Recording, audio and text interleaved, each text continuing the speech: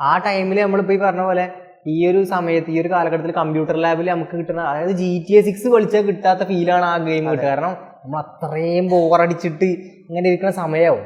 ആ ടൈമിലാണ് നമുക്കിത് കിട്ടുക. അപ്പോൾ നമ്മൾ എന്ത് ചെയ്യും? നമുക്ക് വേറൊരു ഓപ്ഷൻ ഇല്ല. ആകെ ഒരു ഓപ്ഷൻ എന്ന് പറഞ്ഞു കഴിഞ്ഞാൽ ഇതുപോലെ ഗെയിം കളിക്കുക എന്നുള്ള tex kart racer, extreme tex racer, അതേപോലെ തന്നെ ടെക്സ് കാർട്ട്.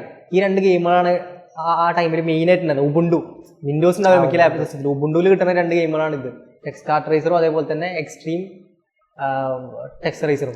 ഇതിൽ പറഞ്ഞാൽ ഇപ്പം നേരത്തെ പറഞ്ഞ പോലെ ഒരു പെങ്കിനുണ്ടാവും, കുറെ മീനുണ്ടാവും, ഇങ്ങനെ അങ്ങനെ അങ്ങനെ സ്ലൈഡ് ചെയ്ത് പോകും, കുറെ മീനൊക്കെ ഇങ്ങനെ എടുത്തെടുത്ത് പോകും.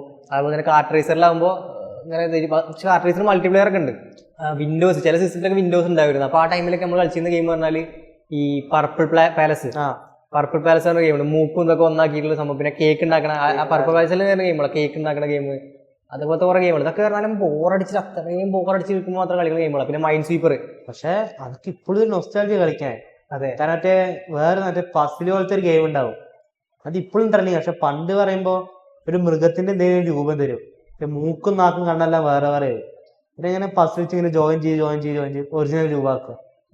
എപ്പോഴും അവൈലബിൾ ആണ്. പക്ഷെ പണ്ട് അത് വേറൊരു വൈബായിരുന്നു. പിന്നെ അന്ന് എല്ലാവരും കളിച്ചിരുന്ന വേറൊരു ഗെയിമാണ് മൈൻഡ് സ്വീപ്പർ. പക്ഷെ ഇപ്പം മിക്ക ആൾക്കാർ ഇപ്പോഴും അത് കളിക്കാൻ അറിയില്ല. മിക്ക ആൾക്കാർ ഇപ്പോൾ അത് മൈൻഡ് സ്വീപ്പർ എടുത്തിട്ട് എന്ത് ചെയ്യും, കുറേ നാൾ അവിടെ അവിടെ അമർത്തും, കുറേ ബോംബ് പൊട്ടും, കളി കഴിഞ്ഞു. പക്ഷെ അത് കളി പഠിച്ച് കഴിഞ്ഞാൽ അടിപൊളിയായിട്ടുള്ള കളിയാണ്.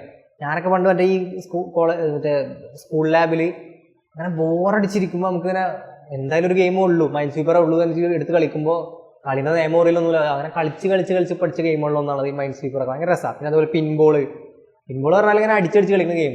അപ്പം അതുപോലെ പല ഗെയിമുകളും. പിന്നെ അതുപോലെ നമുക്ക് കളിക്കാനത്ത് കുറേ ഗെയിമുണ്ട്. ഇപ്പോൾ മറ്റേ മാജോങ് പറഞ്ഞൊരു ഗെയിമുണ്ട്, ഈ ഇതൊക്കെ വെച്ചിട്ട് കളിക്കുന്ന ഗെയിം. അതൊന്നും നമുക്ക് കളിക്കാനറിയില്ല. പക്ഷെ എന്നാലും നമ്മൾ എന്തെങ്കിലും പിടിച്ചിപ്പിച്ച് അവിടെ കളിപ്പിച്ചാൽ മറക്കും. അങ്ങനെ അന്ന് ഇതുപോലെ കുറേ ഗെയിമുകൾ ഉണ്ടായിരുന്നു നമ്മുടെ കമ്പ്യൂട്ടർ ലാബിലൊക്കെ. അതൊക്കെ ഭയങ്കര ഒരു ഓർമ്മകളാണ്.